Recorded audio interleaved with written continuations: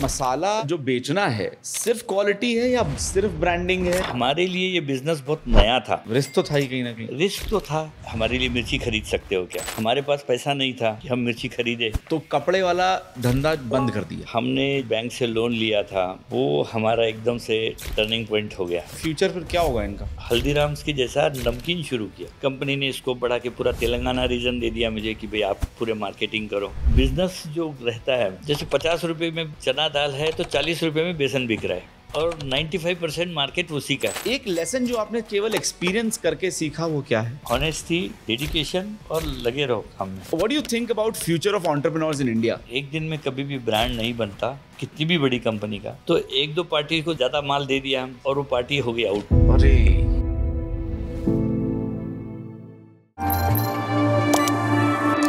बॉसकास्ट, the making of a boss. Sir, स्वागत है आपका बॉसकास्ट में। राजीव जी, जब आपने बिजनेस शुरू किया था तो क्या कोई किस्सा आपके दिमाग में है जो या आपके जहन में आया कि यार ये बिजनेस मेरी जिंदगी बदल देगा? नहीं, जब बिजनेस हमने शुरू किया था 1986 में, ओके। उस समय बहुत डिफ़िकल्टी थी। 2-3 साल तो बहुत स्ट्रगल में गए। ऐसा लग रहा था कि वापस अब ये बिज़नेस हमारे लिए बना नहीं है, क्योंकि बहुत डिफ़िकल्टी थी। और एक दिन सडनली हमको मैरिको पैराशूट वाले हमारे परिचित के थे, उनका फ़ोन आया कि भाई आप हमारे लिए मिर्ची खरीद सकते हो क्या? हम बोले मिर्ची खरीद सकते हैं, हमारे लिए तो कोई बड़ी बात नहीं, हमारा काम ही मिर्ची का ही है। हमारे पास पैसा नहीं था कि हम मिर्ची खरीदे, तो उन्होंने बोले हम एडवांस दे देते हैं। हमारे को पहले मार्केट में जाने के लिए हिचकिचाहट होती थी। हम खरीदते थे 50 थैले, 100 थैले, और उनके ऑर्डर थे रोज़ के 1000 थैले खरीदने के।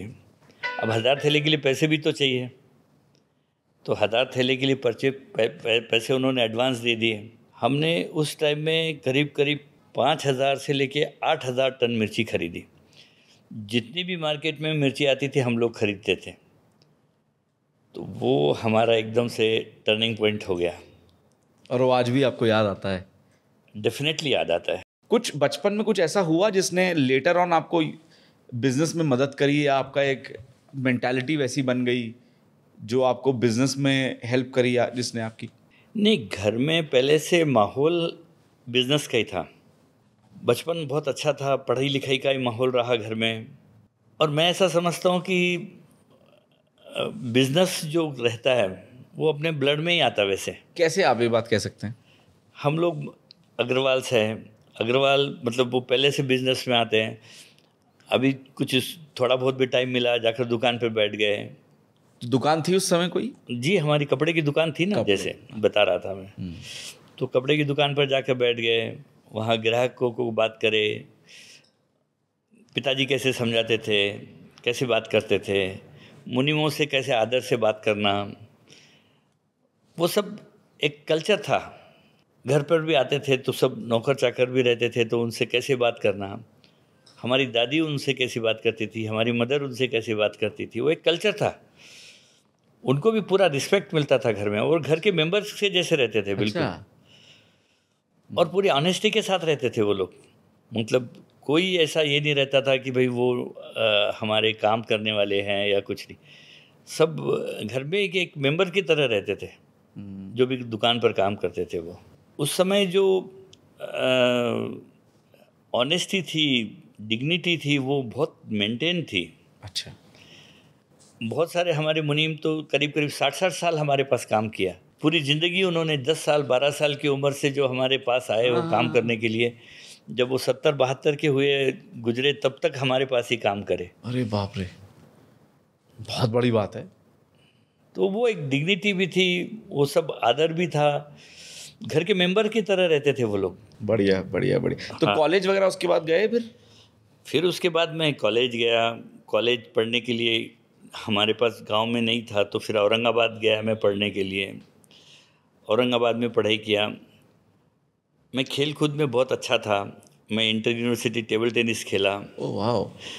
तो काफ़ी अच्छा खेला। 2 साल खूब अच्छी मेहनत की टेबल टेनिस खेलने में। पढ़ाई, ग्रेजुएशन फिर वहीं से किया। ग्रेजुएशंस वगैरह करने के बाद बिज़नेस तो मैं हमारे घर में सबसे पहले मैं बिजनेस में आ गया। आप बड़े थे? नहीं, मैं सेकंड नंबर पे हूँ। सेकंड। अच्छा। तो उस वक्त जब मैं सेकंड नंबर पे था तो अभी क्या शुरू करना चाहिए, तो मैं एक कपड़े की एजेंसी ले लिया। अच्छा, ये कब की बात है? 1977-78 की। ओके।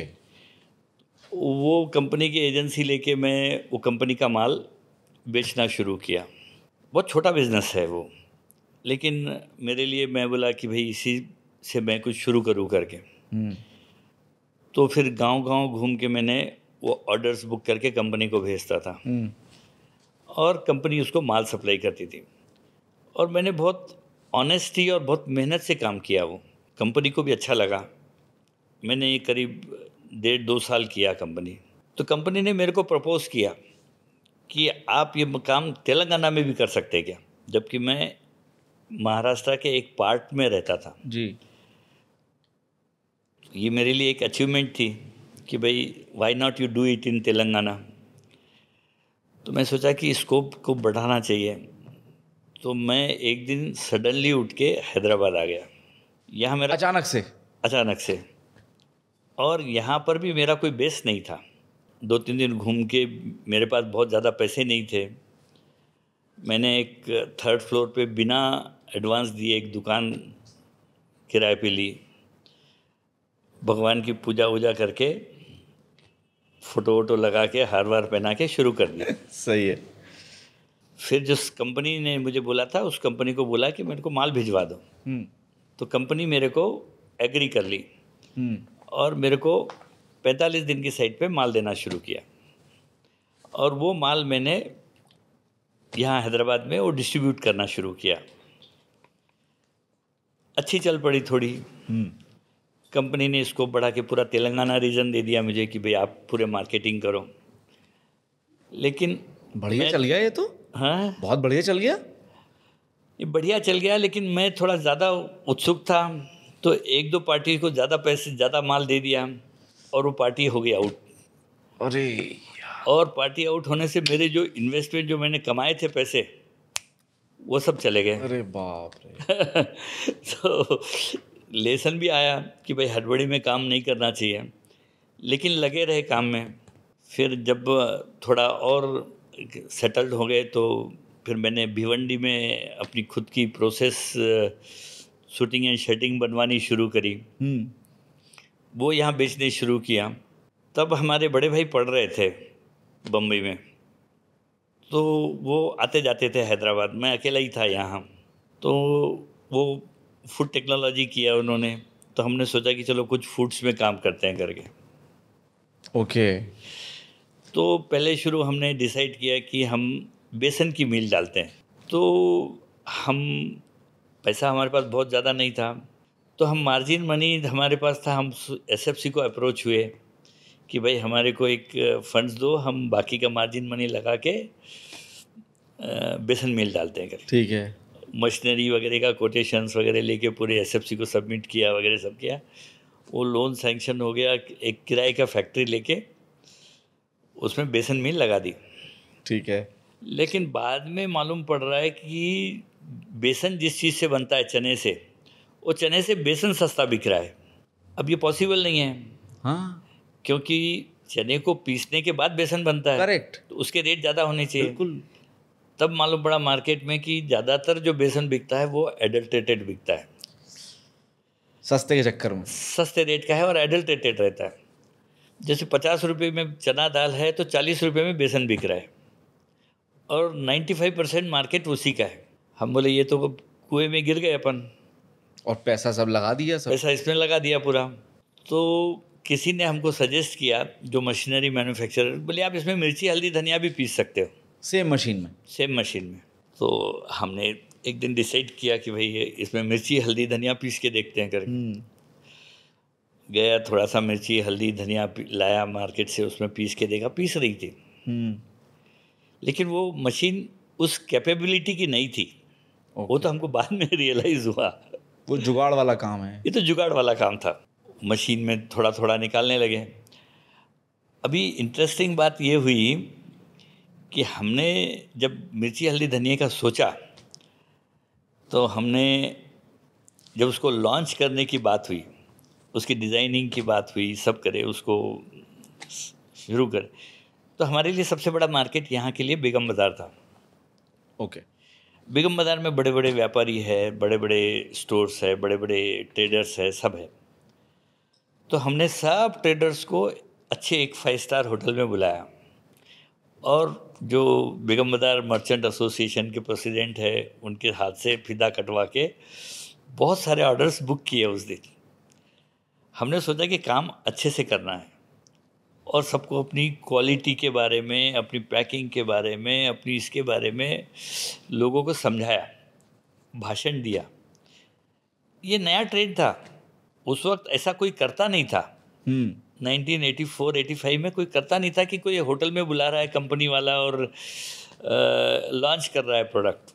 कहीं पढ़ा भी था कि भाई ऐसे बड़ी बड़ी कंपनियां करती है करके, वो कॉन्फ्रेंसेस करती है, वो करती है। तो हमने भी एक कॉन्फ्रेंस बना के करीब 150-200 लोगों को बुलाकर वहाँ वो करवाया। लोग बहुत अप्रिशिएट किए उसको, थोड़े लोग बाद में कमेंट्स भी किए, लेकिन वो बहुत सक्सेसफुल रहा। हमको बहुत सारे ऑर्डर्स मिले। नाइस। और हमने वो माल डिलीवर्ड भी किया। हमको बहुत खुशी हुई कि हम बहुत अच्छी तरीके से कर पा रहे हैं। लेकिन बहुत सारे जो लोग थे वो फिर इससे हटते गए। हमको मतलब ये चाहिए, आपका पैकिंग अच्छा नहीं है, अरे आपकी क्वालिटी अच्छी नहीं है। एकदम से उसके बाद से जो मतलब जब हमने लॉन्च किया उस समय तो सब ठीक था। हाँ। लेकिन उसके बाद से सिचुएशन डिटोरिएट होते रही, क्योंकि वो मार्केट में एक्सेप्टेंस जल्दी से नहीं आया। माल अच्छा होने के बावजूद भी। और सब चीज़ें क्या होती थी कि जैसे जो एग्जिस्टिंग प्लेयर थे उस समय, उन्होंने रेट्स कम करके बेचने शुरू कर दिए। तो जो एग्जिस्टिंग ये था, सेटअप था जिन लोगों का, वही माल ज़्यादातर बिकने लग गया। तो हमारा जो ट्रेंड हुआ वो डिटोरिएट हो गया। हम बहुत मेहनत करके बेचने की कोशिश करते रहे, लेकिन बिक नहीं रहा था। ये हमने शुरू किया, हमारे पहले पैसे आए, हमको बहुत खुशी हुई। लेकिन सिचुएशन उसके बाद से उतनी अच्छी नहीं रही। जब फिर 1989 हमारे लिए जो ब्रेक इवन आया, उसके बाद हमारी ग्रोथ स्टोरी बहुत अच्छी रही। कंपटीशन तो देखिए मार्केट में है, वो भी अच्छा माल दे रहे हैं, ऐसा नहीं हो सकता कि अच्छा केवल आप ही दे रहे हो। क्या 2-3 बातें ऐसी बड़ी इम्पैक्टफुल होती हैं जिससे वो ग्राहक या वो वेंडर आपके पास आता है कि नहीं, मैं मोदी साहब से, राजीव जी से ही लूँगा माल? अभी आप ये समझिए कि 1992 तक ये जो चिली पाउडर, टर्मरिक पाउडर का, कोरिएंडर पाउडर जो बिकता था, ये ट्रांसपेरेंट पैक में बिकता था। लोग मिर्ची को देखकर, हल्दी को देखकर मतलब उसकी जजमेंट लेते थे कि ये पाउडर अच्छा है करके। हम ऐसे पहले ये थे, कंपनी थी जिन्होंने ट्रांसपेरेंट नहीं रखा। भाई अपने को अपने ब्रांड से बेचना है, ब्रांड को एस्टेब्लिश करना है। नाइस। न कि पाउडर की वो पाउडर को देख के बेचे। तो हमने 1992 में पहली बार ओपेक, जो ट्रांसपेरेंट नहीं है, वो मिर्ची पाउडर पैक में मार्केट में बेचा। बहुत ज़्यादा क्रिटिसाइज़ हुआ। लोग बोले इसके अंदर क्या माल है, क्या है, कुछ नहीं है, ये अच्छा नहीं है, लोग खोल के वापस दे देंगे। जो भी ठीक है, लेकिन हमारा माल जो बिकना है वो ब्रांड से बिकना है। तो ये शुरुआत हुई, और वो शुरुआत पूरी मार्केट में एक्सेप्टेंस हुआ। और उसके बाद जितनी भी पूरी कंपनियां हैं, उन्होंने उसी टाइप की पैकिंग करके अपने अपने डिज़ाइन से फिर माल बेचना शुरू किया। तो कहाँ से आपने सीखा कि सही मिर्ची, अच्छी क्वालिटी वाली मिर्ची कैसे बनाई जाती है, अच्छी क्वालिटी वाला धनिया कैसे बनाया जाता है, पाउडर जो बनाते हैं? मैं ऐसा समझता हूँ कि एक एंटरप्रेन्योर के लिए learning is a constant process. Correct. और आज भी मैं खुद को बहुत एक्सपर्ट नहीं समझता, बिल्कुल भी नहीं। ये रोज़ की लर्निंग प्रोसेस है, रोज़ कुछ ना कुछ नया समझ में आता है, नया देखते हैं, नया बात होती है। अभी तो कैसे होता है कि जो लोग आते हैं हमारे पास, मिलते हैं हमको, रोज कुछ ना कुछ सिखा के जाते हैं। नहीं, उस समय कहीं किसी दुकान पे किसी फैक्ट्री में जाके देखते थे वो कैसा बना रहा है, भाई तुम क्या करते हो यार, कैसे करते हो भाई, थोड़ा बताओ। ऐसे तो नहीं। किताबों में तो ये ज्यादा आपको मिलेगा नहीं शायद, तो फिर कैसे आप ढूंढो पता करो? नहीं, ये बहुत हमने फिर हमारे ट्रायल एंड एरर में मतलब उससे हमने सीखा ही है रोज। और उस वक्त कैसे थे कि जैसे 1990 तक हर जगह रीजनल ब्रांड्स बहुत डोमिनेटिंग थे। जैसे तेलंगाना, आंध्र प्रदेश में एक ब्रांड चल रहा है, तो तमिलनाडु में एक ब्रांड चल रहा है, तो दिल्ली में एक ब्रांड चल रहा है। तो ये कंसोलिडेट नहीं था पूरा, सब जगह अपने अपने ब्रांड्स बहुत ज़्यादा डोमिनेटिंगली बिकते थे। गुजरात में कुछ अलग बिकता था, तो यूपी में कुछ अलग ब्रांड बिकता था। तो ये सब चीज़ें अलग अलग थी उस वक्त। आपकी फैक्ट्री का नाम क्या है? Hitech spices private limited. Hitech spices private limited, ये कहाँ है फैक्ट्री? जीडी मेटला में। तो थोड़ा फैक्ट्री के अंदर चलते हैं। तो मसाला बनाने के प्रोसेस के बारे में थोड़ा बताइए। सोर्सिंग कहाँ से होती है, फिर ग्राइंडिंग, क्यूसी, ये सब थोड़ा कैसे होता है? अगर कोई हमें सुन रहा है जो मसाला फैक्ट्री बनाने के बारे में जानना चाहता है, खोलना चाहता है, तो क्या प्रोसेस, क्या तरीका? अभी जैसे हम तो 1985 से हम लोग इस बिज़नेस में हैं जी। तो जैसे जैसे मैं बताया कि हमारी जर्नी 89 उसके बाद, तो उसके बाद लोग खुद ही आपके साथ जुड़ते हुए चले जाते हैं। हाँ, नेटवर्क होता चला जाता है। नेटवर्क होता चला जाता है सब जगह के, ऑल इंडिया। जैसे मैं पहले, हमारी जो कंपनी थी उसका परचेस का हेड था मैं, तो पूरे ऑल इंडिया से सब लोगों से मेरे कांटेक्ट डेवलप होते रहे। और ऑनेस्टी हमारी सबसे ये थी, कहीं भी हमने किसी को डिफ़ॉल्ट नहीं किया पेमेंट्स के लिए या इसके लिए। तो सब लोग जुड़ते हुए रहे, और जुड़ते रहने की वजह से आज भी हमारी जो साख है वो वैसे ही बनी हुई रही।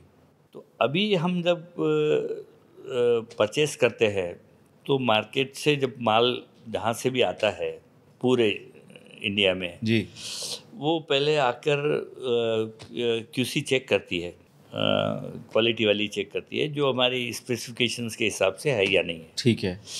फिर उसको इस पे जब वो उसको सर्टिफाइड करती है, कुछ उसका मशीन वगैरह प्रोफार्मा है? रहती है। मशीन फार्म है कैसे? क्यूसी की लैब है पूरी। अच्छा, लैब है। पूरी लैब है उसकी, उसका मॉइस्चर चेक करते हैं, Very उसके साथ पेस्टिसाइड रेसिड्यू कितना है, उसके अंदर स्प्लिट्स के ये कितने हैं, वो उसकी क्वालिटी क्या है, उसमें वाइटनेस कितनी है, जो उसके स्पेसिफाइड जो हमारे नॉर्म्स है वो चेक करके, वो मतलब फिजिकली जो पहले देखा जाता वो फिजिकली चेक करके, केमिकली मॉइस्चर्स वो सब चेक करके फिर उसको अनलोड कर लिया जाता है। ठीक है। अनलोड वगैरह करने के बाद हम जब उसको ग्राइंड करते हैं, उसको कितना माल मतलब तैयार करना है। तो हमारे पास बहुत अच्छी क्लीनिंग मशीनें हैं। ओह, तो हर चीज़ की अलग अलग है। वो सब बाहर से इंडिया की मशीन है?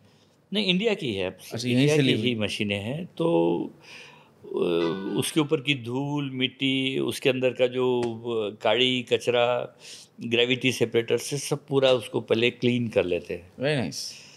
और उसके बाद क्लीन करने के बाद हमारे को जो हमारे स्पेसिफिकेशंस के हिसाब से जो ब्लेंड बनाना है, क्योंकि अब हमारा एक्सपीरियंस जैसे मालूम हो जाता है कि भाई ये पर्टिकुलर टाइप की मिर्ची में कितना कैप्साइसिन है, कितना कलर है, तो किस में कितना मिलाना है, तो वो उस हिसाब से मिला के उसको फाइनल प्रोडक्ट करते हैं। उस फाइनल प्रोडक्ट सब जितना भी पूरा मटेरियल आता है उसको पैलेट्स पे रखते हैं। पैलेट्स पे रख के एकदम उसको क्लीन रखते हैं। जो एक्स्ट्रा मटेरियल है उसको हम कोल्ड स्टोरेज में भेजते हैं, क्योंकि वो कोल्ड में रहने से ही उसको मतलब उसकी जो एरोमा है और उसकी पंजेंसी है वो बरकरार रहती है, so that upon better quality upon market को दे सकते हैं। नाइस। तो उसके बाद जब ग्राइंडिंग को जब देते हैं तो उसे ब्लेंड करके उसको ग्राइंडिंग करके फाइनल प्रोडक्ट बनाते हैं। फाइनल प्रोडक्ट्स के पूरे अलग अपने जैसे एक अलग पैलेट्स, पूरा उसके लिए अलग ये रूम्स रहते हैं, वो फाइनल प्रोडक्ट्स जब जब भी उसको रिक्वायर्ड रहता है पैकिंग के लिए, उसको हमारे स्पेसिफिकेशन के हिसाब से 50 ग्राम में बनाना है, 100 ग्राम में बनाना है, 200 में बनाना है, 500 में बनाना है, उस हिसाब से जो मार्केट की रिक्वायरमेंट रहती है उसमें पैक करके हमारे फाइनल गोडाउन, डिस्पैच गोडाउन को भेजते हैं। कितने ग्राम से कितने ग्राम तक की पैकेजिंग का वो है, विंडो है आपकी? हमारा कम से कम CTC, हाँ CTC 50 ग्राम से लेके 500 ग्राम तक है, 1 किलो का भी बनाते हैं। अच्छा, तो इन सब के फॉर्मूलाज होंगे जो हर उसके पाउडर के लिए तैयार होंगे, ताकि कोई बंदा आए, नया भी आए तो उसको पता होगा कि इसमें इतना डलना है, ये इतना डलना है, ये ऐसे होना है, ऐसे ग्राइंड होगा, ब्लेंड होगा। नहीं बिल्कुल, अभी जैसे ये CTC के लिए अलग सेटअप है पूरा, और मसालों के लिए अलग सेटअप है। ठीक है। अभी ये CTC के लिए तो रूटीन रेगुलरली जैसा मिर्ची ग्राइंडिंग करना है, ब्लेंड करना है। CTC क्या है ये? CTC बोले तो चिली, टर्मरिक और कोरिएंडर। ओके ओके, जो बेसिक है। डन डन डन, ठीक है। तो इसको मतलब ये फाइनल करके उसको रख देते हैं वहाँ, और जैसे जैसे रिक्वायर्ड रहता है 50 ग्राम में, 100 ग्राम में, 200 में, 500 में, 1 किलो में, जैसे पैक करना है वैसे पैक करके डिस्पैच गोडाउन्स में दे देते हैं। ठीक है। और जो ब्लेंडेड मसाले हैं उसके फार्मूले डिराइव्ड किए हुए हैं। अच्छा, जो आपने कहीं से सीखे हैं या खुद ही अनुमान लगा के? बहुत सही है, ये अनुमान से नहीं है। उस वक्त हमने 1990 में जब शुरू किया था, उस वक्त हमने एक एक्सपर्ट्स को हायर किया था। ओके। और फिर उसके बाद उस समय से जो मतलब टेस्ट करते थे, अभी फैक्ट्री में खाना बनवाते थे, जैसे छोले बनाना है जी, तो छोले बनवा के उसमें फिर छोले मसाले डालकर फिर बना के सब लोग खाते थे। तो उससे फिर वो ब्लाइंड टेस्ट लेते थे सब लोगों की। उसमें 2 टाइप के मसाले, ये अपने कॉम्पिटिटर का है, ये दूसरे कॉम्पिटिटर का है, ये तीसरे कॉम्पिटिटर का है, तो सब के अलग अलग बना के फिर उसको टेस्ट करके फिर कौन सा अच्छा है, इसमें क्या चीज़ की कमी दिख रही है। अरे अच्छी प्रैक्टिस है ये तो। हाँ, उस वक्त किया। क्या बात है, कब की बात है ये? 1990-91 की। अच्छा, वो जब फार्मूला वो यार आप डिराइव, बड़े दिमागी, बहुत तेज थे आप। Very nice. नहीं मतलब वाकई, मतलब I am not saying to, वैसे ही नहीं बोल रहा हूँ, बड़ी अच्छी चीजें आपने इम्प्लीमेंट हाँ, तो करी। वो तो कहाँ से एक्सपर्ट मिल गया आपको 1990? नहीं, एक्सपर्ट तो एक बहुत अच्छा था, वो बंदा का नाम मैं भूल रहा हूँ, वो आज भी कहीं अफ्रीका में सेटल्ड हो गया हो। अच्छा, तो उसने फार्मूले अभी सब जैसे आपको क्या परसेंटेज में मिलाना है, क्या जी। करना है, वो डिराइव किए, अपने को कौन सी टेस्ट अच्छी लग रही है, क्या लग रहा है। तो वो एज अ कंसल्टेंट आए थे या नौकरी पे रखा था आपने? नहीं, उनको तो जॉब पे रखा था। अच्छा हमारे साथ थे वो 1995-96 तक। अच्छा। फिर वो उनको कोई युगांडा या कहीं अफ्रीका में अच्छी जॉब मिल गई, तो वो कई फैक्ट्री के मैनेजर ही बोलकर चले गए। बराबर। हमारे से पहले वो प्रिया फूड्स बोलकर एक यहाँ कंपनी है अपनी, इनकी इनाडू वालों की, अच्छा, उसमें करते थे। Okay okay.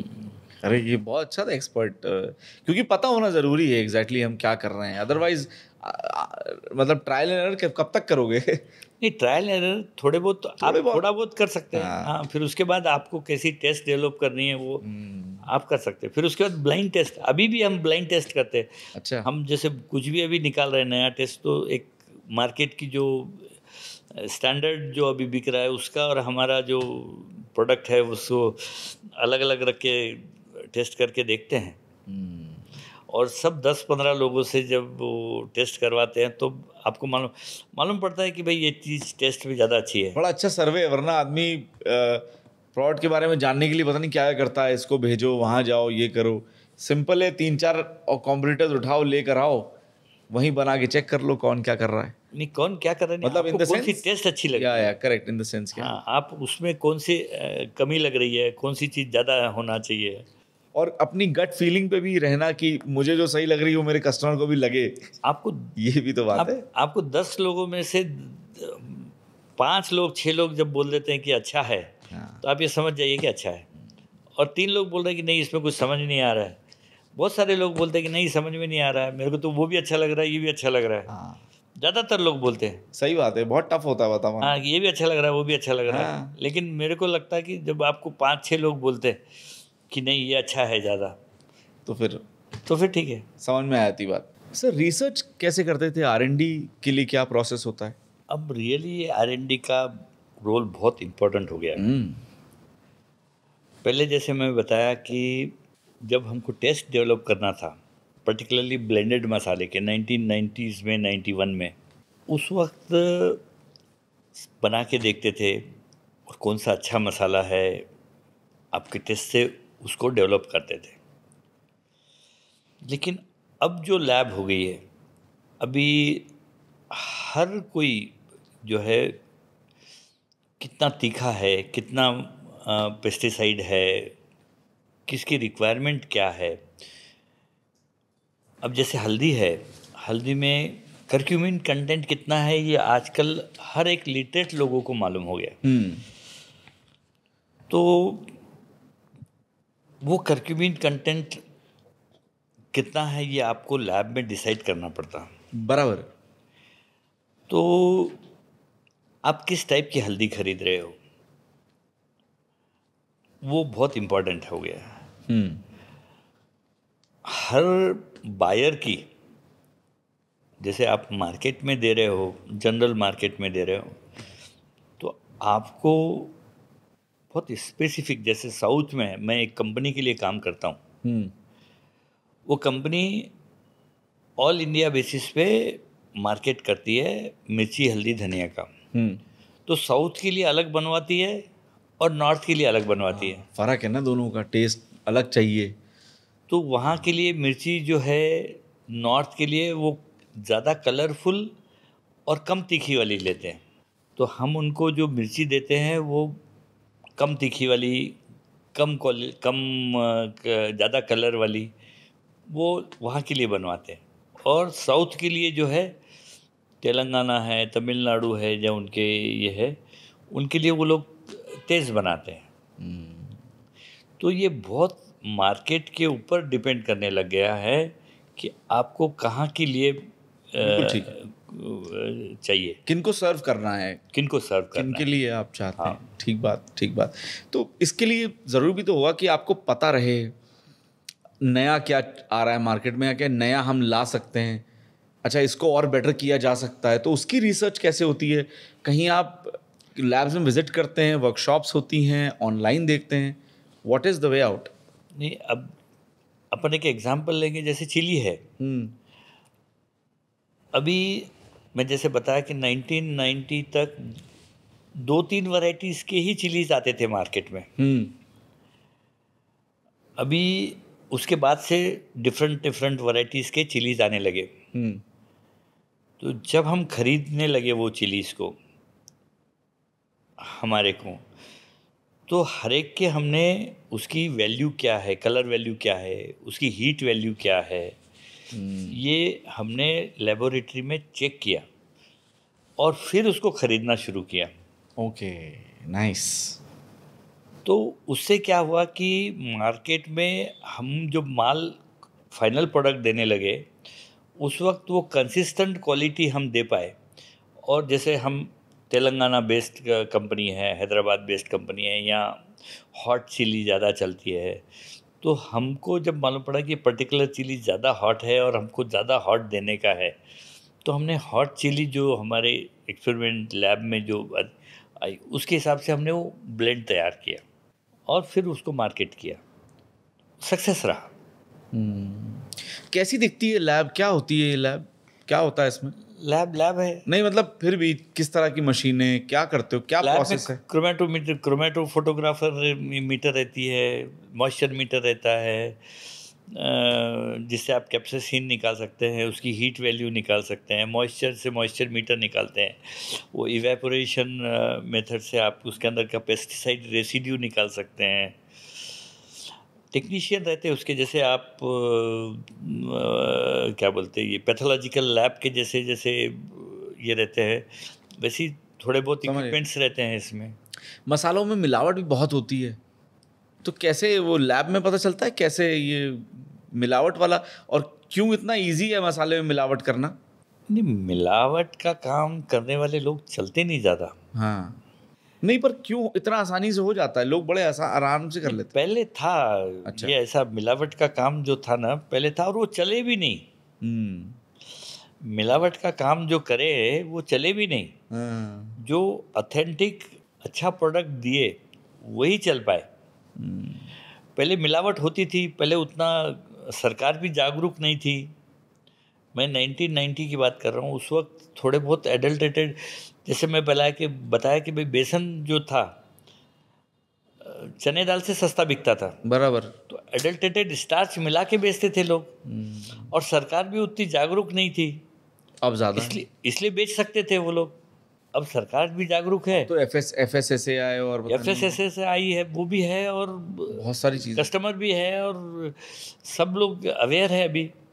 तो एडल्टेटेड माल बहुत दिन तक नहीं चलता, थोड़े दिन कहीं कहीं, और स्मॉल पॉकेट्स में कहीं बिक जाए तो बिक जाए, बाकी वो चलता भी नहीं है ज़्यादा। Got it.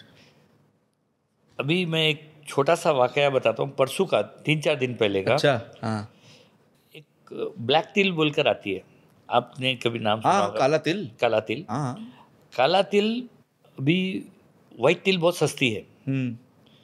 वाइट तिल को काला तिल करके उसको बेच दे रहे हैं, कलर करके। अब ब्लैक तिल ज़्यादातर जो यूज़ में आती है वो पूजा काम की आती है। बिल्कुल सही बात। एक एग्जांपल बोल रहा हूँ, ब्लैक तिल है समझो 250 रुपया, और वाइट तिल है 125 रुपया। अरे डबल है। तो उसको, हाँ, तो उसको ब्लैक तिल करने में ज़्यादा से ज़्यादा 20 रुपये 25 रुपये का खर्चा आएगा। अभी वो बिक रही है 180-200 रुपये में, और ये बिक रहा है तो 270-280 रुपये में। तो उसको ब्लैक तिल करके एडल्टेटेड करके बेचते, लेकिन वो पूजा के काम में आते हैं। जिसको जो लेना है वो ले लेता है, जिसको ओरिजिनल होना है, खाने के लिए होना है, वो लेता है। तो मेरे को एक दुकानदार फ़ोन किया, साहब मेरे को 180 रुपये में मिल रही है, 190 रुपये में मिल रही है। बोला भाई तो उसको पानी में डाल के देख। उसने पानी में डाला तो पूरा पानी ब्लैक हो गया। बहुत सिंपल है। ऐसे बहुत सारी चीज़ें हैं। क्योंकि मसालों में ना कई बार ऐसा होता है कि इतनी सारी चीज़ें पिस के, लेकिन आजकल और टेक्निकलिटी भी थोड़ी सी और बढ़ गई है। जैसे बहुत सारे इन्हेंसर आ गए। हाँ, इमल्सिफायर आ गए। अभी उसको जो है वो आपको टेस्ट करना है, और वो आपके ज़ुबान पे अच्छे बड़े लगते हैं, आपको उसका स्वाद बड़ा आता है। इमल्सिफायर आने से आपको अलग अलग, मतलब मसालों में अलग अलग टेस्ट मालूम पड़ रहे हैं। बराबर है। हाँ, अलग अलग डिशेस में यूज़ में आने लगे हैं। तो ये तो खैर आपके लिए तो सही चीज़ नहीं है, मतलब इन टर्म्स ऑफ इंडस्ट्री के लिए तो सही चीज़ नहीं है। नहीं, इंडस्ट्री में अभी आपको अलग अलग आना ही पड़ेगा। अभी जैसे कोई इन्हेंसर है, आप छोले मसाला खा रहे हो एक उसका टेस्ट इन्हेंसर से आपको थोड़ी सी फ़र्क महसूस हो रही है, आपके शरीर को कोई फ़र्क नहीं पड़ रहा है। पॉइंट 1। तो आपको यूज़ करने में क्या प्रॉब्लम है? हेल्दी होता है, कोई दिक्कत तो नहीं होती उसको? कोई हेल्दी होता है। अच्छा, हेल्दी होता है ना? हाँ, उसको गवर्नमेंट की तरफ से नॉर्म्स है कि इतने ही परसेंटेज में रहना चाहिए। Okay, which is fine. Fair. Pricing strategy क्या रखते थे आप पहले और अब, अगर थोड़ा बता पाएं, मार्केट से compete करने के लिए? नहीं, उस वक्त देखिए, हम जब शुरू किए थे तो जो मार्केट लीडर था, हमको बहुत ज़्यादा कंपटीशन फील होता था कि वो मार्केट लीडर से हमको कम रेट में माल पूछते थे। जो मार्केट का सेट था उसे, और हमने ये डिसाइड करके रखा था फ्रॉम द डे 1 कि हमको मार्केट से कम, उनसे कम नहीं बेचना है। लीडर से कम नहीं बेचना है। हमारी क्वालिटी में आप कुछ उनसे कम है तो बात करो। और ये बहुत, जब मैं बताया कि जैसे ओपेक हमने पैकेट शुरू किया, ब्रांडिंग शुरू की, उस वक्त हमने उनसे जो मार्केट रेट थे, हमारे ब्रांड को हमने उनसे 3 रुपया किलो ज़्यादा बेचना शुरू किया और बिकने लग गया। अरे वाह! तो हमको लगा कि नहीं, ये फ्रूटफुल है करके। तब दूसरे लोगों ने भी उसको फॉलो किया और हमने उनसे रेट ज़्यादा लिए।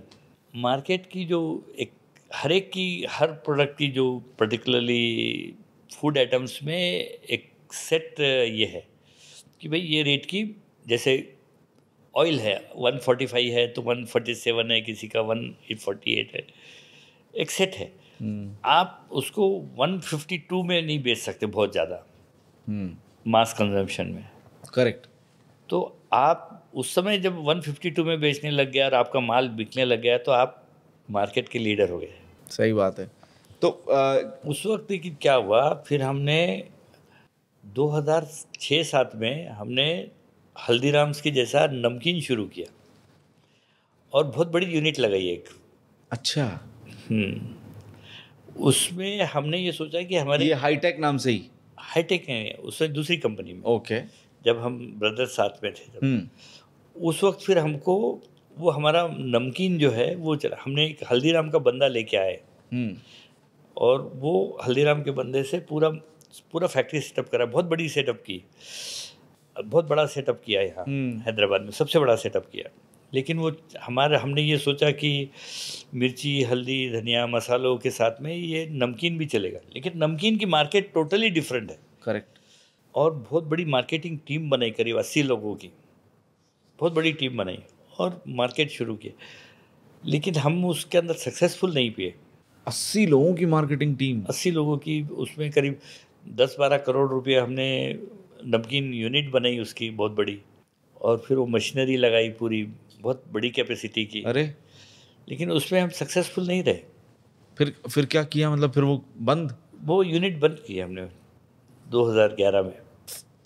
5 साल चलाया हमने, लेकिन फिर बंद करना पड़ा। लॉसेस झेलने पड़े? हाँ, लॉसेस। फिर हमारा मिर्ची, हल्दी, धनिया तो चल ही रहा था, हम उसमें कॉप अप हो गए, कोई प्रॉब्लम नहीं हुई। लेकिन हमने चलाए, लेकिन नमकीन बंद करना पड़ा। अचार लेकिन चल गए आपके, बता रहे? अचार चल गए। सेम नाम से, हाईटेक नाम से ही है? नहीं, वो दूसरे नाम से। क्या नाम है? सूर्या के नाम से। वो हमारे ब्रदर के किस्से में 2017 में फिर हम लोग सेपरेट हो गए। अच्छा, दोनों भाई? दोनों भाई। ओके। तो अचार वो देखते हैं? अचार वो देखते हैं। मसाले आप देखते हो? मसाले वो भी बनाते हैं। वो भी? अच्छा, वो अचार मसाले दोनों करते हैं, आप केवल मसाले करते हैं? हाँ, हम केवल मसाले करते हैं। क्यों सेपरेट हुए? नेक्स्ट जनरेशन हो गई, बड़े हो गए जनरेशन्स, उनके बेटे आ गए सब फील्ड में, हमारे बेटे आ गए, फैमिली बड़ी हो गई, तो कोई बड़ी बात नहीं है। हाँ, नहीं, खैर हो ही जाता है। हो ही जाता है। सही बात, सही बात, सही बात। आपके पास जैसे मल्टीपल यूनिट्स बहुत जल्दी आ गई थी, 91, 92, फिर उसके बाद तीसरी यूनिट भी आ गई। तो जब यूनिट ज़्यादा आती है तो टीम साइज़ बड़ा हो जाता है, क्योंकि आप एक यूनिट में जितने लोग काम कर रहे हैं 3 यूनिट में काम कर रहे हैं। तो टीम कैसे आप बनाते हो कि यार मेरी इस यूनिट में ये टीम होगी और ये काम मैं ऐसे डेलीगेट कर दूंगा, ऐसे काम को डिस्ट्रीब्यूट कर दूंगा टीम में? वो थोड़ा बताओ उसके बारे में, कैसे होता है? नहीं, हर जैसे पैकेजिंग वाला है तो पैकेजिंग का एक सुपरवाइज़र है, ठीक है। उसके बाद जो ग्राइंडिंग वाले लोग हैं, ग्राइंडिंग के ऊपर एक सुपरवाइज़र है। तो हर एक ग्राइंडिंग के जो लेबर्स है वो ग्राइंडिंग के जो लेबर्स है वो ग्राइंडिंग करते हैं, उसके ऊपर जो सुपरवाइज़र रहता है वो सुपरवाइज़र, उसके ऊपर मैनेजर रहता है, वो मैनेजर पूरी रिपोर्ट लेता है। सुपरवाइज़र जो मैनेजर जो है वो ग्राइंडिंग की भी लेता है, मिर्ची की भी लेता है, हल्दी की भी सुपरवाइज़र की भी लेता है, धनिया की भी सुपरवाइज़र की भी लेता है, ब्लेंड वाले की भी लेता है, और मैनेजर को रिपोर्ट करता है। अच्छा, ट्री वैसे बना हुआ है कि एक मैनेजर है और सब सुपरवाइजर से वो कनेक्ट करेगा रिपोर्ट, और उसके नीचे लेबर है पूरे काम कर रहे हैं। उसके नीचे सुपरवाइजर के नीचे लेबर काम कर रहे हैं। लेबर मैनेजमेंट आसान काम है या टफ काम है? मुश्किल नहीं है। जैसे मैं पहले बताया कि आज भी हमारे पास पुराने लेबर है। आप तो अलग, मतलब लोग बहुत परेशान रहते हैं, मैं तो लेबर जो मैंने देखा है साहब, बड़ी परेशानी होती है लेबर को, क्योंकि बड़ी उनको फर्क नहीं पड़ता ना, छोड़ के चले जाएंगे, दूसरी मिल जाएगी। छोटे लेबर नहीं जाते जनरली। अभी जो स्विच ऑफ भी हो रहे हैं, ये सब जो होते हैं ना, ये ज़्यादातर सुपरवाइजर के लेवल की ज़्यादा शिफ्ट होते हैं। Okay, they play smart. हमारे को लैब में ज़्यादातर शिफ्ट होते हैं, एक लैब से दूसरे लैब वाले वो चले जाते हैं। मैं जा रही हूँ, मेरे को आज 25,000 से उधर ज़्यादा मिल रहे, 5,000 रुपये ज़्यादा मिल रहे, वो चले जाते। तो आप रिटेन नहीं करते हो? कोशिश करते हैं, लेकिन रिटेन नहीं हुआ, बहुत ज़्यादा ये रहा तो फिर नहीं करते। तो मतलब उसके लिए कोई तैयारी भी तो करनी पड़ती हो कि भैया जब तक दूसरा आएगा नहीं। अल्टरनेटिव्स तो रहते ही है, एक नहीं तो हमारे पास 3 टेक्नीशियंस है, एक्स्ट्रा हायरिंग रखते ही हो हमेशा ऐसा? एक्स्ट्रा हायरिंग रखते, 3 टेक्नीशियन है, तीनों टेक्नीशियंस में एक चले गया तो 2 है, फिर एक को और रिप्लेस कर देते हैं। पैसे का लेन देन कैसे रखते हो बड़े शहरों में, छोटे शहरों में? क्या फ़र्क है, कैसे मैनेज करते हो? इस शहरों में अभी भी हम लोग जो है मार्केट में, हमारे जो डिस्ट्रीब्यूटर्स है, हमारे लोकल में कोई डिस्ट्रीब्यूटर नहीं है। अच्छा, लोकल मतलब हैदराबाद? लोकल हैदराबाद में ठीक है। डिस्ट्रीब्यूटर्स हमारे डिस्ट्रिक्ट्स में हैं। हम्म, हम उनसे एडवांस पैसा लेते हैं और उनको माल भेजते हैं, ठीक है, और वो मार्केट वहाँ से डिस्ट्रीब्यूट करते हैं वहाँ लोकली। ठीक है। और यहाँ जो हमारे करीब करीब 30-35 हज़ार ट्रेडर्स है जिनको हम डायरेक्ट माल देते हैं, और उनके ऑर्डर्स हमारे पास आते हैं, और हमारे सेल्स एग्जीक्यूटिव्स भी उनके पास जाते हैं और उनसे ऑर्डर्स लेते हैं और उनको हम माल देते हैं क्रेडिट पर। और उनसे जो है एक बिल वो क्रेडिट पे जो है वो पहले के पैसे लेते हैं, उनका दूसरा ऑर्डर आ जाता है, और फिर पहले के पैसे लेके फिर उनको माल देते हैं। और शहरों में कैसे डील करते हो? यही शहरों में, अच्छा, शहरों में, ठीक ठीक। और डिस्ट्रिक्ट्स में पूरे एडवांस पेमेंट लेके करते हैं। क्योंकि इस इंडस्ट्री में क्रेडिट का काफ़ी रहता है ना जी, क्रेडिट पे है। काफ़ी ज़्यादा रहता है। और हम ये सोचते हैं कि अभी आजकल, और हम अभी जो है ट्रेंड ये जो मार्केटिंग का है बहुत चेंज हो गया है। अभी ऑनलाइन बिजनेस बहुत हो गया। आज छोटे दुकानदारों का काम मार्केटिंग का नहीं रह गया। जिनकी सेल 10,000 15,000 रुपये पर डे की है, अभी जैसे गली के नुक्कड़ वाली दुकान है जिसकी सेल 10,000 12,000 15,000 की है, महीने में 3-3.5 लाख रुपए का बिजनेस करता है वो, तो उसको बिजनेस चला सकना बहुत मुश्किल हो गया। सही बात। उसका रेंट, उसका इन्वेस्टमेंट, उसके खर्चे, और उससे ज़्यादा उसको इंडिविजुअल मिल जाता है, कहीं नौकरी करेगा तो सैलरी में मिल जाता है। तो एक जनरल सर्वे के हिसाब से पिछले साल करीब हैदराबाद में 5,000 दुकानें किराने की बंद हो गई, छोटी मोटी, जो 10,000 से 20,000 रुपये पर डे करती थी। Only the reason is online business बहुत हो गया। करेक्ट। जेप्टो ब्लिंकिट का ज़माना है, मतलब अभी ब्लिंकिट का ज़माना है, जम्बोटेल का ज़माना है, जेप्टो का ज़माना है। Yes. और अब बहुत सारे ऐप्स आ गए जो B2C भी है, B2B भी है। करेक्ट। तो अभी जैसे अभी नए जनरेशन्स आ गई है, तो अब हम ब्लिंकिट पे भी अवेलेबल है, हम जम्बोटेल B2B में भी अवेलेबल है, और B2C में भी अवेलेबल है। अरे वाह, वेरी नाइस। अपने आप को भी आपने चेंज किया? करना ही पड़ता है, करना ही पड़ता है, करना है। फ्लिपकार्ट पे अवेलेबल है।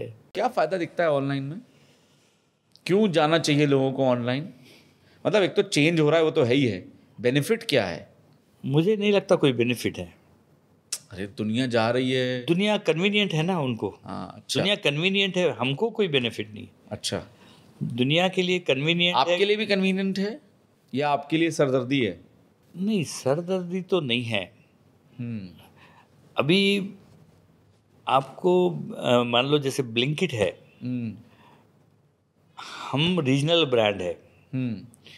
अभी रीजनल ब्रांड में हम ब्लिंकिट पे बहुत एक्सपेंसिव हो गया है, ब्लिंकिट पे रजिस्ट्रेशन। करेक्ट।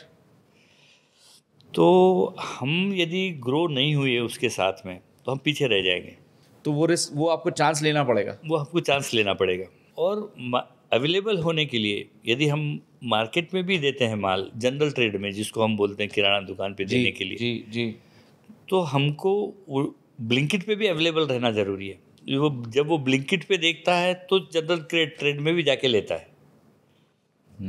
करेक्ट। हाँ, वो एक सही रूट है, कस्टमर का एक रूट सा बना हुआ है वो देखता है कि अरे ब्लिंकिट पे भी अवेलेबल है, वो वहाँ पे मैं देखा था इसका ये प्रोडक्ट है अवेलेबल इनके पास। वो जब दुकान पे जाता है तो वहाँ से वो लेता है। और B2B भी बहुत हो गए आजकल प्लेटफॉर्म, जो दुकानदारों को ऐप पे। हाँ, नहीं सही। अब हैदराबाद में करीब करीब 2 लाख दुकानें हैं। अभी भी 2 लाख दुकानों पे आप मिल नहीं सकते हो, सर्विस नहीं दे पाते। मतलब आप इवन 1% भी सर्विस नहीं दे पाते।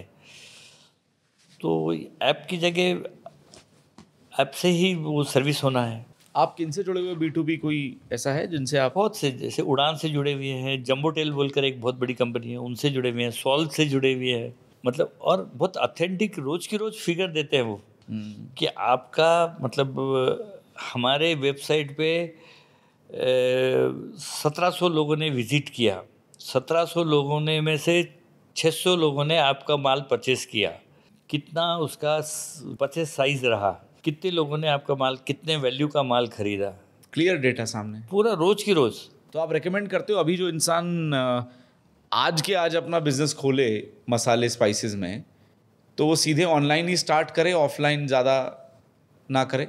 मैं सजेस्ट करता हूँ भाई, आज कॉम्पिटिटिव वर्ल्ड है ये, और आप कॉम्पिटिटिव में टीक सकते हैं तो आपको ऑनलाइन ही करना चाहिए। और मार्केट की साइज तो बहुत बड़ी है, समुंदर है।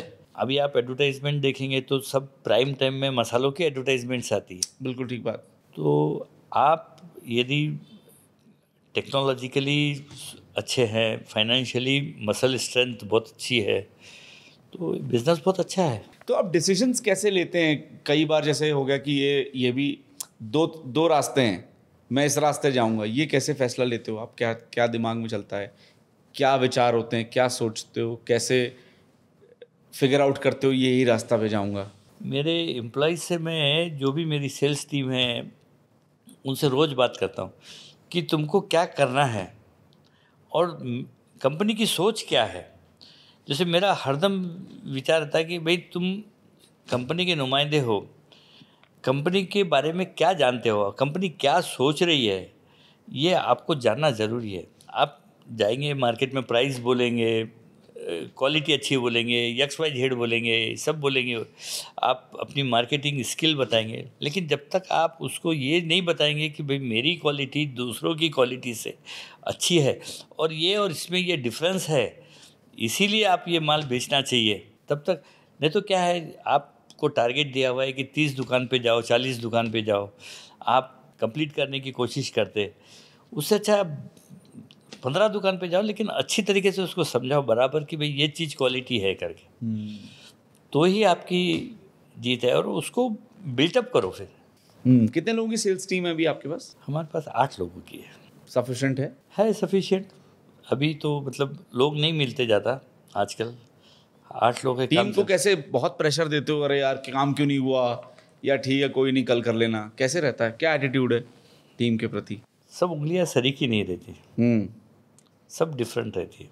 कोई नहीं करके करता है, कोई करके नहीं बताता, तो सब अपने अपने हिसाब से करते हैं। कोई नहीं करता और ढोल बजाता है, ढोल बजाता है।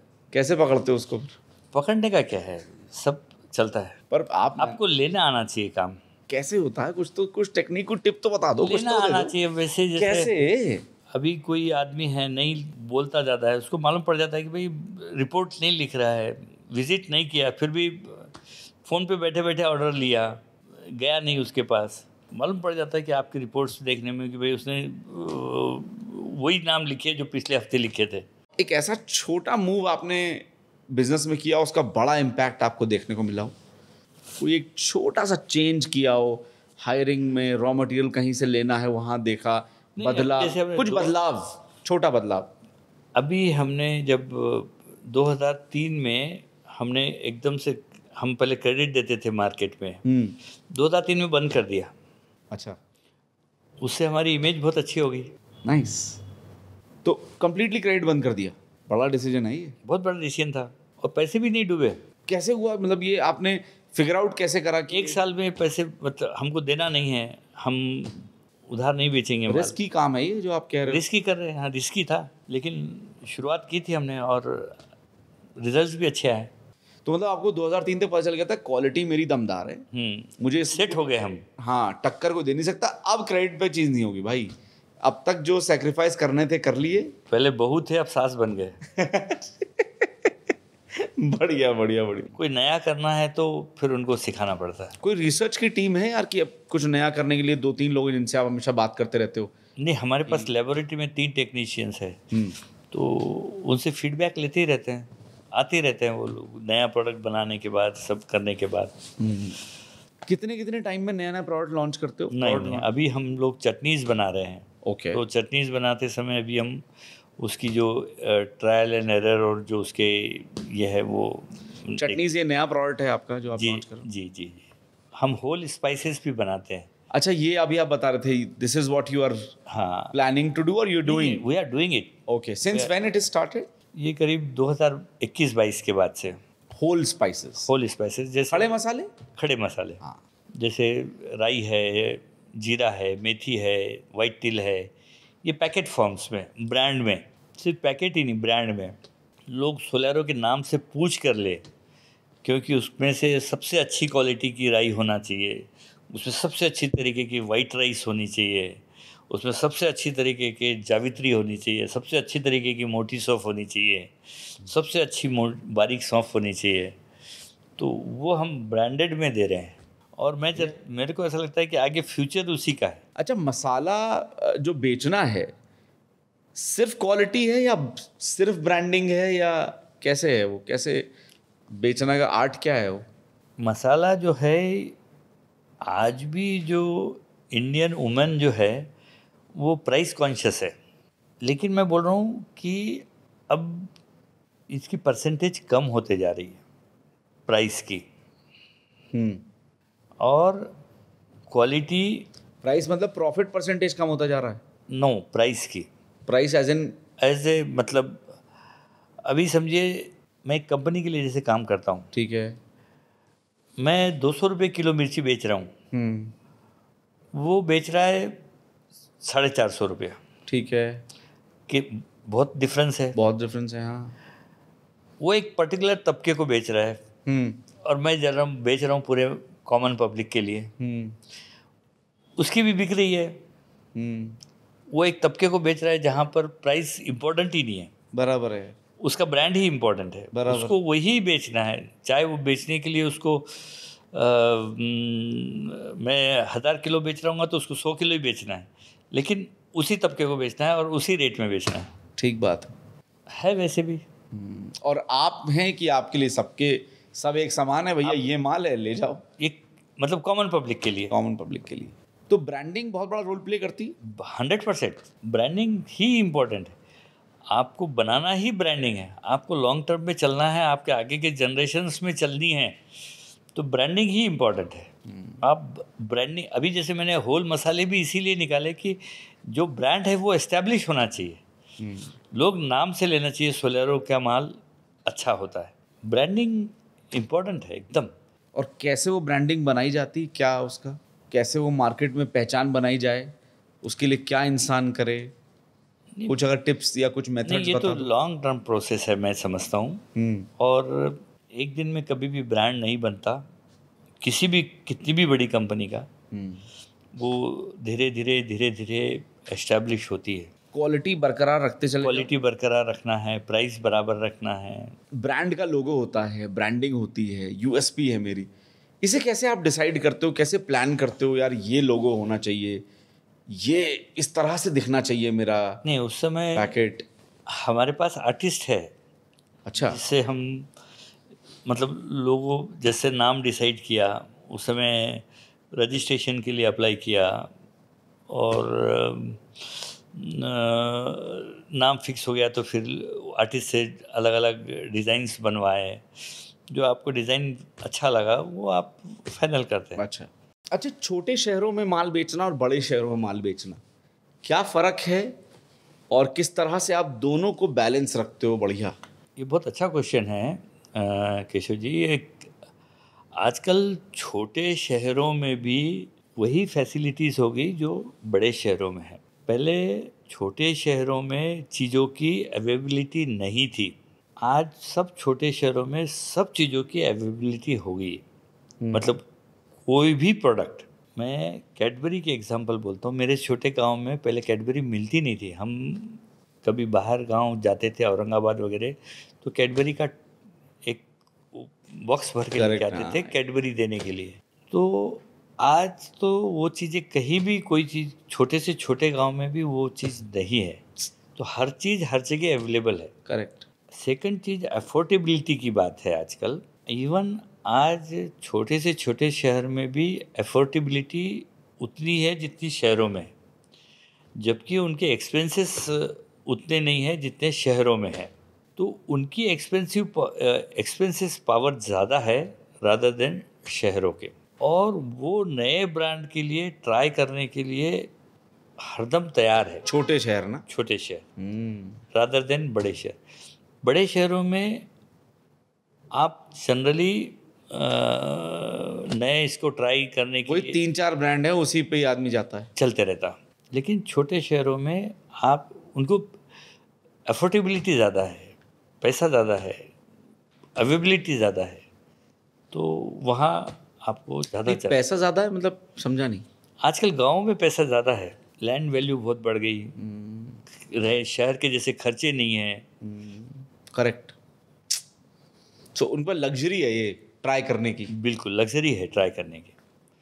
एक जनरल सर्वे के हिसाब से छोटे लोग, जो छोटा मजदूर है, वो नया ब्रांड ट्राई करने के लिए उसको कोई प्रॉब्लम नहीं है।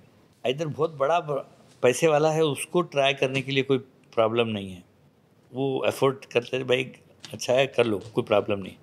लेकिन मिडल मैन है जिसके पास सीमित आय है, वो ब्रांड पे उसको चेंज करने में अफोर्डेबिलिटी नहीं है, वो चेंज करने की मूड में भी नहीं। भाई मेरे को है, मेरा बजट ये है, मेरे को इतने में लेना है, इतना ही ले, दूसरा ट्राई करूँगा, मेरे को और पैसे लग जाएंगे, और नहीं चला तो खत्म है मामला, क्योंकि है भी नहीं कुछ, है भी नहीं उसकी। तो आप ये कहते हो कि फिर अभी छोटे शहर में अगर इंसान काम स्टार्ट करा तो वहाँ ट्राई करे, ज़्यादा चलने के चांसेस 100% है ना। बड़े शहर में आने का फ़ायदा नहीं है शुरुआती में। बिल्कुल है ना। और प्रॉफिट के हिसाब से देखा जाए तो बेटर ही है छोटा शहर, बेटर ही है। कोई ऐसा बॉस मूव जो आपने रिसेंटली लिया हो? बॉस मूव मतलब अगेन एक छोटा सा चेंज लेकिन बड़ा उसका आपको इम्पैक्ट दिखा हो, कोई आपने कोई बदलाव या कोई एडिशन रिसेंटली किया एंड आपको लगा यार ये बड़ी सही चीज़ हो गई? टेक्नोलॉजिकली कैसे भी, anything, not technologically, anything in your right hiring, थोड़ा सा change in the process, grinding ऐसे नहीं ऐसे करो, ब्लेंडिंग ऐसे नहीं ऐसे करो। अभी हमने जैसे लैब वाली को लिया, लड़की को, ब्रिलियंट लड़की है जो टेक्निकली बहुत साउंड है, उसको मतलब अच्छी नॉलेज है, नए नए एक्सपेरिमेंट्स करते रहती है। उससे आप बिजनेस में ग्रोथ देख रहे हो? अभी बिजनेस में अभी नहीं ग्रोथ, मतलब मैं पूछ रहा हूँ बिजनेस ग्रोथ के लिए अगर आपने कुछ 10 साल पहले, 5 साल पहले कुछ लिया हो। नहीं, अभी तो बस वो इसकी मशीन ली थी तो उससे मेरे को कोविड के समय बहुत ज़्यादा ऑर्डर्स थे। हाँ। हम उस समय कॉप अप नहीं कर पा रहे थे। हाँ। उस समय पूरा मतलब हो नहीं पा रहा था, तो उसके बाद ये मशीन ले ली है। ये मशीन बहुत महंगी भी है, ले ली, लेकिन अब उसका उतना यूज़फुल नहीं है जितना उस वक्त था। अच्छा। लेकिन ले ली, अभी तो चल रही है, काम दे रही है। सबसे कम चलने वाला कौन सा मसाला है?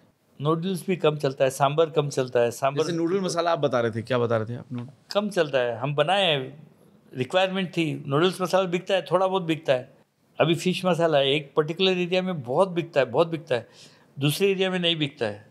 तो हमको बहुत सरप्राइज होता है, अरे वहाँ तो चल रहा है, यहाँ क्यों नहीं चल रहा है करके। तो अभी हमने उसको फ्री सैम्पलिंग करवा रहे हैं। हाँ। तो ये मतलब स्ट्रेटेजी है। अब नूडल्स मसाला हमारी मुकुंद को लगा कि रिक्वायरमेंट है, थोड़ी बहुत रिक्वायरमेंट थी तो निकाल। उसमें एक्सपेंसेस ज़्यादा नहीं आते ना, थोड़ा सा ही चेंज करना है, और थोड़ा सा ही चेंज करने हैं उसमें, बाकी सब तो सेम है। सेम। और हमारे पास रॉ मटेरियल तो सभी चीज़ों का अवेलेबल है। एक लेसन जो आपने केवल एक्सपीरियंस करके सीखा वो क्या है? Business lesson. अच्छी क्वालिटी दो मार्केट को।